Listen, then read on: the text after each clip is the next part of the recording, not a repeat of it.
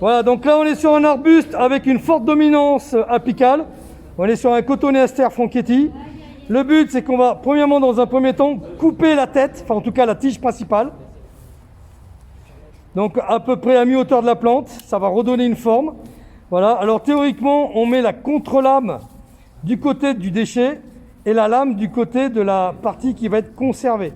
Et puis là on peut s'arrêter, on a une plante qui est suffisamment taillée en une fois. En revanche, on peut continuer à tailler la plante, on va la tailler en utilisant la première coupe pour faire un aspect harmonieux.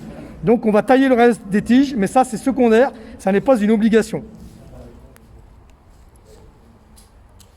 Donc voilà, la lame sur la partie de la plante qui est conservée. Attention, ici on observe que sans faire exprès, on a fait des chicots. Donc il faut bien tailler au-dessus du nœud, c'est-à-dire un peu au-dessus. Voilà.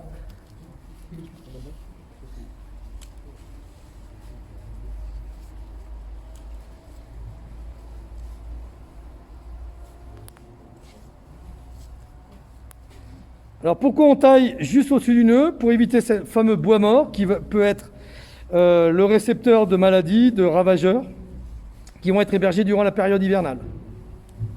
Donc toujours tailler au-dessus d'un nœud en laissant 5 mm grand maximum.